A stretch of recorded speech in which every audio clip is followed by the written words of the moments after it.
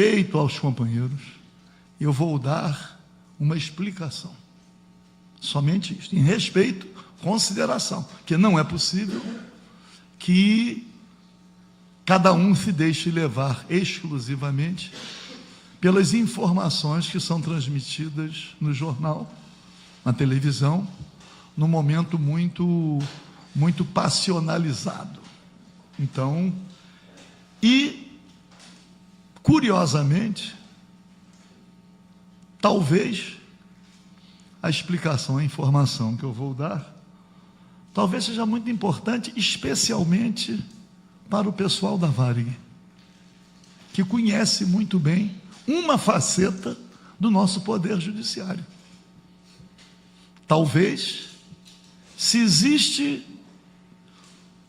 na sociedade uma parcela capaz de pelo menos entender, mesmo que não concorde, mas capaz de entender, talvez sejam aqueles que também foram alcançados por procedimentos que vêm do judiciário em descumprimento à lei, para favorecer determinados setores.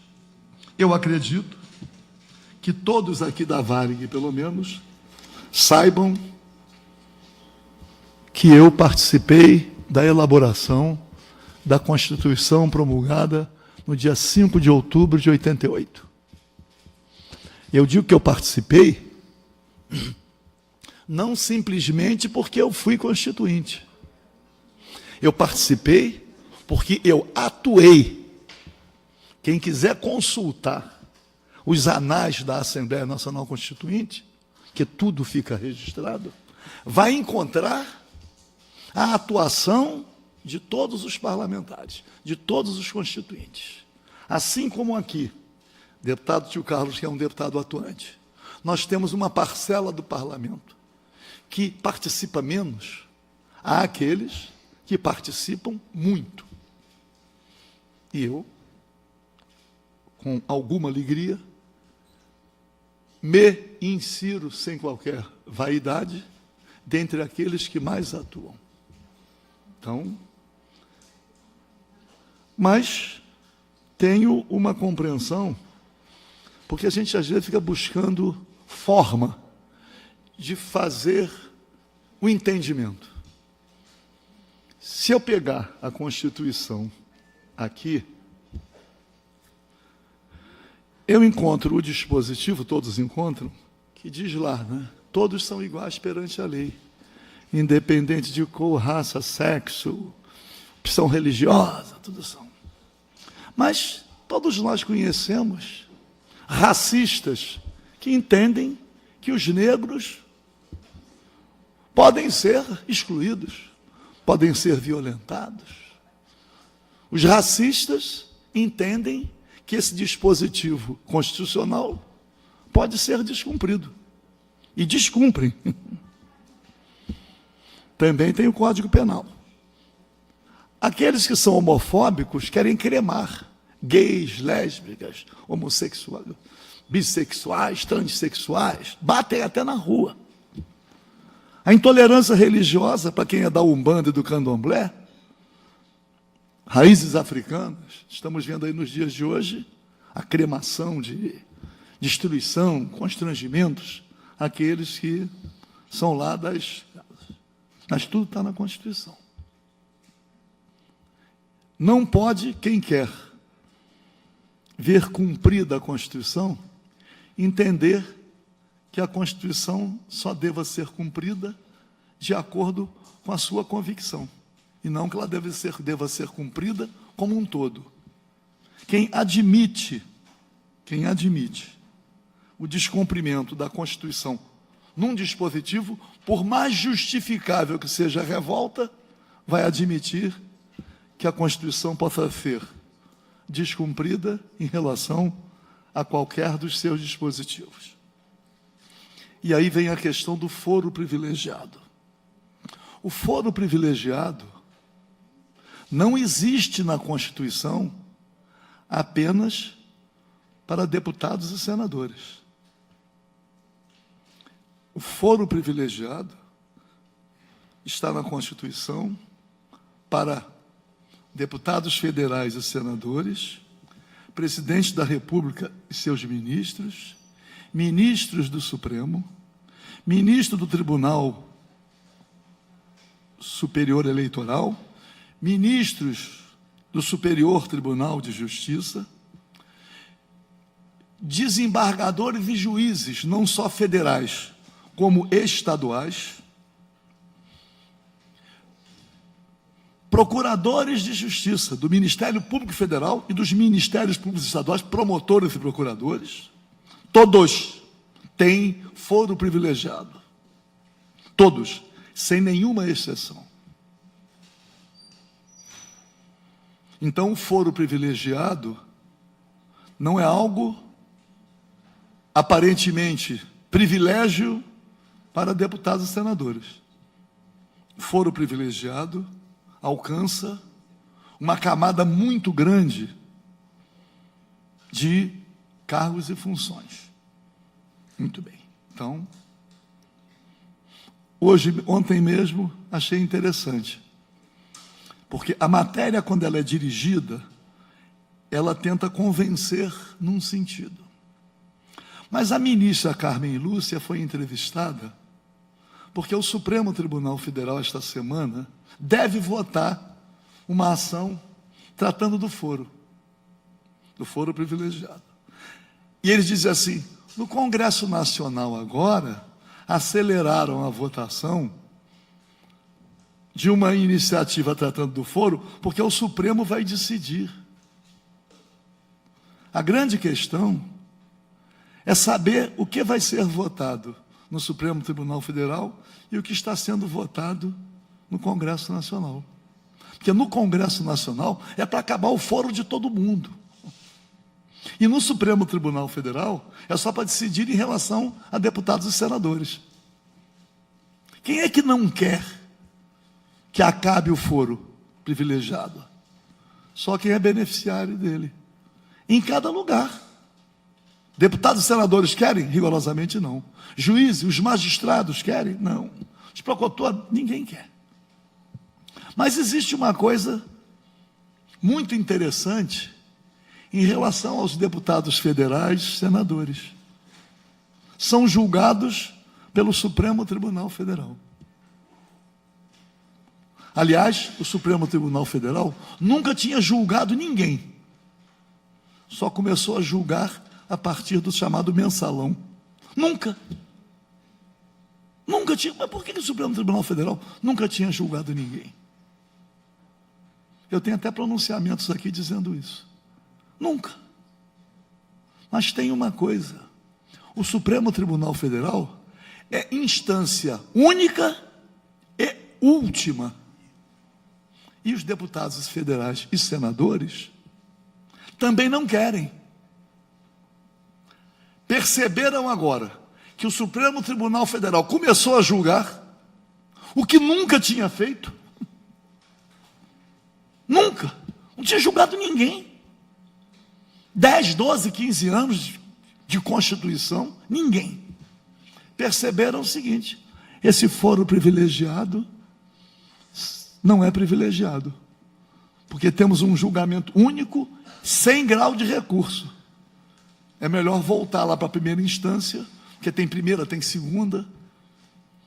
O Supremo Tribunal Federal decidiu contra a Constituição que a condenação em segunda instância já deveria determinar o cumprimento. O Técio Lins e Silva, hoje, presidente do Instituto dos Advogados do Brasil, dentre os itens da Constituição que não estão sendo cumpridos, ele fala essa decisão do Supremo da segunda instância, que a Constituição diz: ninguém será considerado culpado até o trânsito em julgado da sentença condenatória. Aí diz assim: mas isso só vale para quem tem dinheiro para ir recorrendo. O pobre, claro, é verdade. Nós temos que respeitar os pobres. As prisões provisórias são inaceitáveis. Prisão provisória sem julgamento. 40% da população carcerária no Rio de Janeiro são presos provisórios. Mas é a mesma justiça. É o mesmo judiciário que mantém um preso provisório, sem julgamento, sem condenação. Olha aí. E aí chegamos ao caso aqui da Alerj. A Constituição, sem que seja exigido conhecimento jurídico, é de leitura fácil e de facílima compreensão. Diz lá o seguinte: o deputado só pode ser preso em flagrante pela prática de crime inafiançável. O Tribunal Regional Federal, aqui, por solicitação do Ministério Público, determina a prisão dos 3 deputados e nenhum dos crimes atribuídos a eles, que ainda estão em investigação, nenhum é inafiançável. Então, como é que o Poder Judiciário determina a prisão de 3 deputados pela prática de atos que ainda estão sendo investigados, nenhum dos crimes é inafiançável? Como é que ele então determina a prisão? E pior, prende e cumpre a Constituição para uma situação diferente. Prende pela prática de crimes afiançáveis, ainda em investigação, e manda para a Alerj decidir se mantém ou não a prisão.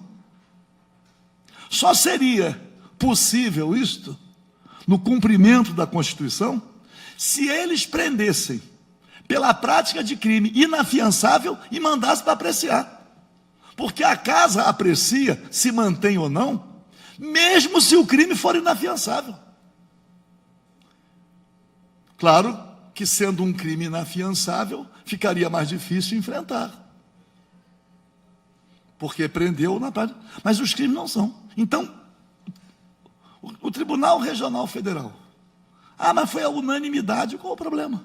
Decidiu prender, descumprindo a Constituição. Aí vem para cá os servidores públicos, com razão. A revolta do servidor público é completamente justificável. As reações violentas dos servidores públicos são compreendidas.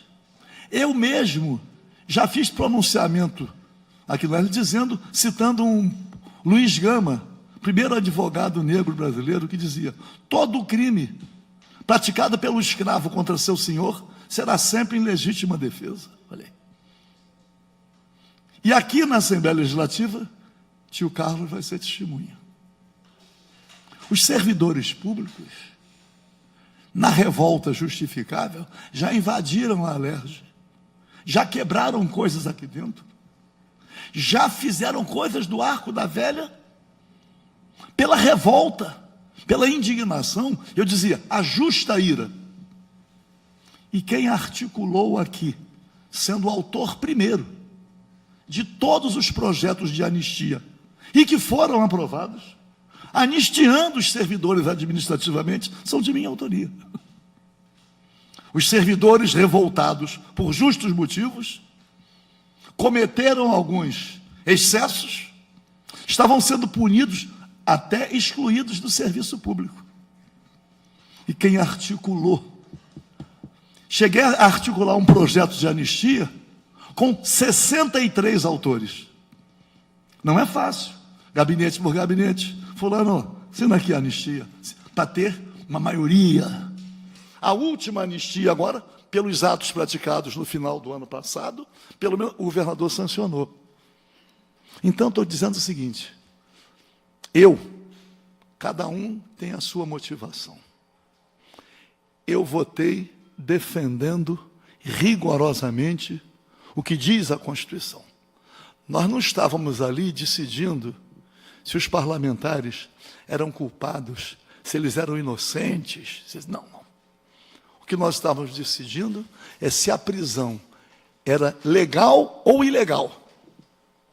Poderíamos decidir se ela era justa ou injusta. Não era isso que nós estávamos decidindo. Se ela era legal ou ilegal. E ela era ilegal. Porque os crimes não são inafiançáveis. Mas quem entende que pela barbaridade dos ilícitos atribuídos, isto deveria justificar a prisão, vai achar que quem barbariza negros, quem barbariza mulher, o meu partido, o PSOL, olha aí, fez uma nota. Todo mundo sabe que eu já estava rompido com o PSOL há algum tempo, que eu já estava buscando outra trincheira partidária. Um parlamentar de grande expressão no partido enfrentou um procedimento que deu porrada na mulher, na esposa, olha aí. Eles são contrários ao machismo, mas isso ficou. Então, ou se assume a responsabilidade de defender o Estado democrático de direito, ou não teremos salvação. E a base do Estado democrático de direito é a Constituição. Quem entende de forma contrária, está bem. Está bem.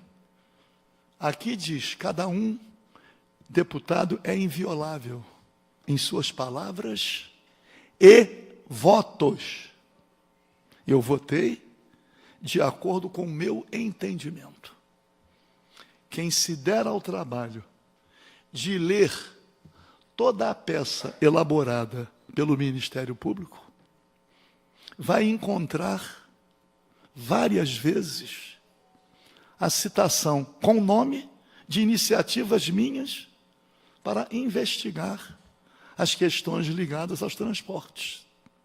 Aliás, a primeira em 1999.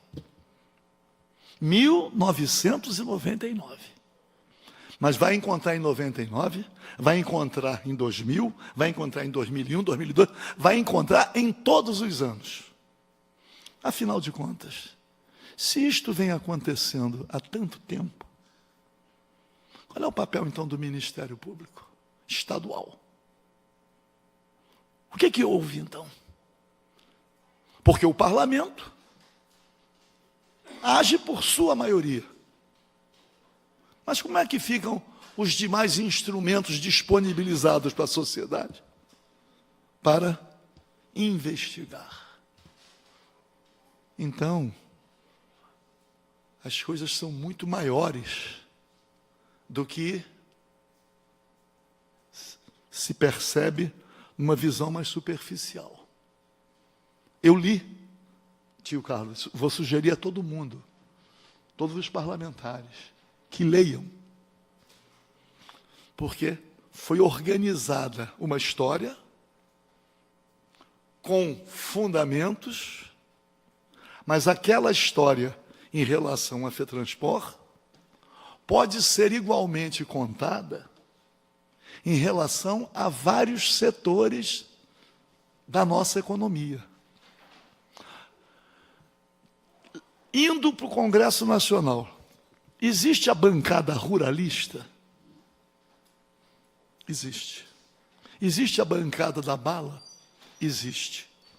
Existe a bancada dos planos de saúde? Existe. Existe a bancada da previdência complementar, da previdência privada? Existe. A grande questão é que o que deve se indagar é se o exercício do mandato na defesa de determinadas posições é remunerado. É essa a indagação. Porque cada voto aqui é dado em direção a um interesse. Eu cito de memória, em relação Rio de Janeiro, você apresenta um projeto de lei que alcança, por exemplo, a educação privada. Você vê como é que ele anda ou não. Você apresenta um projeto que atinge o setor de combustíveis e lubrificantes. É fácil perceber quem é que vota como. A grande questão é o que é que está alicerçando aquele posicionamento. É a convicção ou é? Mas esta interpretação pode ser feita em relação a qualquer um e em relação a tudo. Nesse caso específico, é transporte. Mas pode em relação a muito mais coisas. E questões que somente quem conhece bem as entranhas conhece. Nós aqui estávamos nos batendo, ainda estamos, em relação a 3 coisas, que é o aumento que envolvem o aumento da receita. Eu estou aqui com uma comissão tentando impedir a securitização da dívida ativa, que o que o Estado tem que fazer é cobrar a dívida ativa, e não, já estou quase comprovando, pelo óbvio, que o Estado cobrando ganha muito mais do que vender emitindo debêntures para um banco malandro qualquer, a dívida boa a ser cobrada, quase abortando. Requeria uma CPI sobre a sonegação. Outros requereram outras coisas. Porque a sonegação corre solta. Se enfrentar a sonegação, aumenta a receita. Ao invés do Estado continuar se endividando, quando quer antecipar recurso do royalties, pega empréstimo. Não adianta. Está empurrando. Essa crise vai continuar se não houver uma recuperação de receita e um controle de despesas. Mas aí, um tema doloroso, a questão dos incentivos fiscais. Que eu digo assim, temos que estabelecer a diferença entre incentivo e favor fiscal. Foi requerida uma CPI. A CPI foi publicada. Os líderes partidários indicaram os membros. Por que ela não foi instalada? Ela não foi instalada. Porque o autor, de uma forma surpreendente, na minha avaliação, certamente para a CPI não ser implantada, exigiu, pelo que diz o regimento, indicar um membro. Não pôde indicar um membro, já foi autor de outras CPIs e nunca reivindicou a indicação de um membro, fez dessa vez para quê? Para dizer que requereu, mas na verdade estava contribuindo para não instalar, que se a autoria fosse de outro, certamente instalaria. Eu instalo CPI, já instalei CPI aqui, 5 membros, 4 membros numa posição contrária à minha, e eu contra mim. E a CPI andou, porque a CPI causa constrangimentos. Então é uma situação muito difícil, porque o massacre está grande. Mas eu quero dizer que não só não me arrependo, como votaria exatamente do mesmo jeito que votei, porque a Constituição é clara. Se o Poder Judiciário quisesse, ou o Ministério Público, já que está tão convencido, tem as provas, por que não faz a denúncia? O Judiciário pode fazer uma coisa, com a maior facilidade. Antecipa o julgamento da lide, não é assim que ele diz? Ouve as partes, alegações finais, ouve o Ministério Público e dá a sentença. Por que não faz isso? Por que criou todo esse ambiente, que eu ainda não compreendi por quê, se eles poderiam caminhar nesse sentido? Para encerrar, o ex-deputado Eduardo Cunha, independente de ser favorável ou não ao impeachment, o deputado Eduardo Cunha presidiu a Câmara dos Deputados até o impeachment. Depois que houve o impeachment, ele teve o mandato cassado. Só a partir dali foi preso. Enquanto ele era deputado, presidente da Câmara. Olha aqui. Presidiu o impeachment da presidente da República. Com o aplauso de nós até às vezes. Não é isso? Pessoal da Varig, e eu sei a razão do ódio, que eu sei tudo o que aconteceu, patrocinado pelo PT, ou não sabemos? Nós sabemos. O pessoal da Varig, com certeza absoluta, se encontrar alguém se insurgindo contra o impeachment, mas o que eu estou dizendo não é o impeachment, que foi votado, mais de 3/5, cumpriu a Constituição. Eu estou falando do presidente da Câmara, que somente foi preso depois que perdeu o mandato. E só perdeu o mandato depois do impeachment. Enquanto não aconteceu o impeachment, e por quê? Quais os interesses em jogo? Então, é muito difícil quando se nós nos fundamentamos exclusivamente na emoção. Eu justifico a fundamentação na emoção para quem é vítima, que tem que reagir mesmo. E outro dia eu fiz uma audiência pública aqui, homenageando o coronel Kardec Leme, coronel do Exército, fez 90 e poucos anos, deu a medalha Tiradentes, e compareceram vários brasileiros, companheiros das Forças Armadas e também de fora, vários que participaram da luta armada na época da ditadura, e eu defendo a luta armada. Eu não entendo que a luta armada procrastinou o restabelecimento da democracia. Foi uma justa reação à luta armada. Pagaram um preço. Muitos foram mortos, presos, torturados, desaparecidos. Mas negar a legitimidade da luta armada, não pode. Eu não posso. A mesma coisa é a reação dos servidores.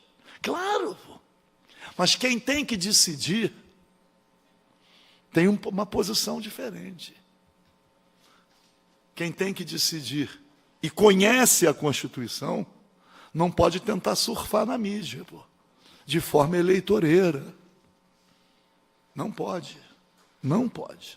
Aliás, não sei quem foi, uma companheira da Varig, identificada, colocou na rede social: não, vamos usá-los enquanto eles preencherem o nosso interesse, mas depois a gente trabalha para não votar neles. Está escrito isso. Eu quero dizer a todos que eu não atuo, eu não dou o meu voto, manifesto a minha opinião eleitoreiramente. Aliás, conversei com 2 servidores, logo depois da votação, que ele falou: o senhor nos traiu. Falo: muito bem. Nós votamos no senhor. Falei: quem? Vocês não votaram em mim, pô. Vocês não votaram.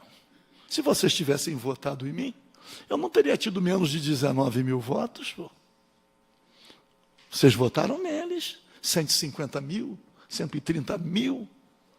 Ao contrário, pela minha atuação, e o tio Carlos sabe, o tio Carlos está aqui no primeiro mandato, eu já conheço a atuação do tio Carlos, ele passou a conhecer a minha, mas quem está aqui há mais tempo, sabe, a defesa do serviço público, do servidor público, ali, ó, quando vem a votação,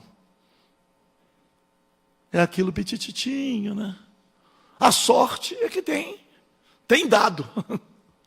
Eu hoje, se for verificar, todo mundo que diz que votou em mim, acho que ia ter mais de 100 mil votos.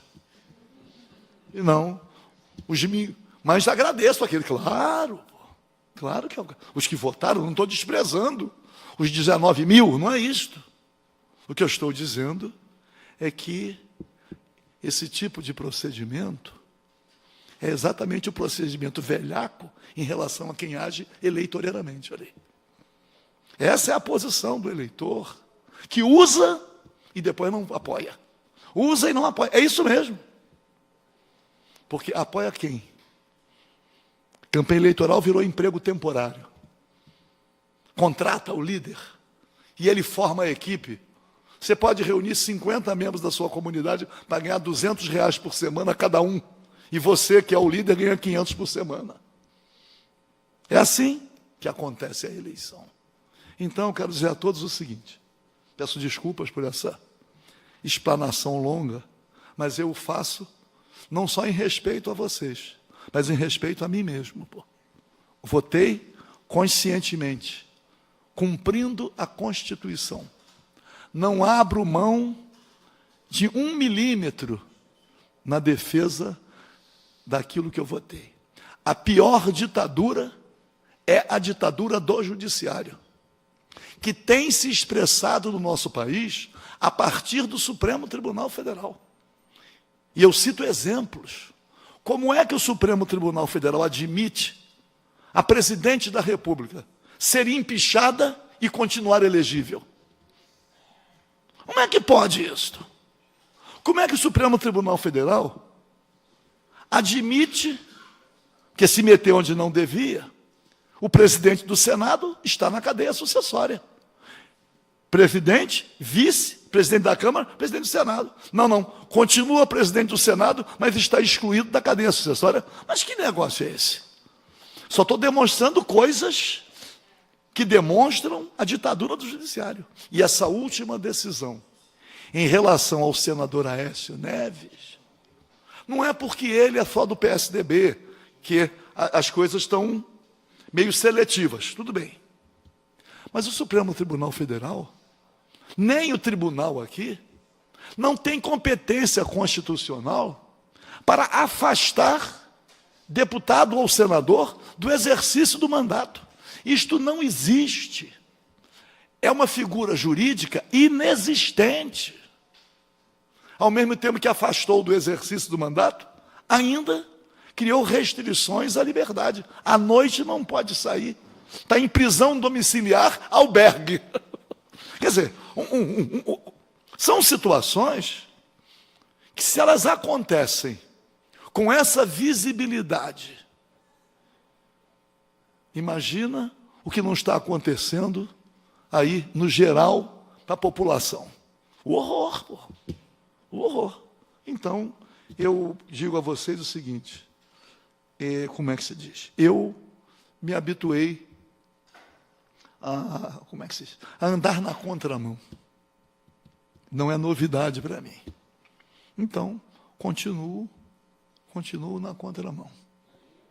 Mas convicto, sei o que eu estou fazendo, dei o meu voto e daria de novo, apesar, mesmo com toda essa reação. Então, peço desculpas, mas não queria deixar passar essa chance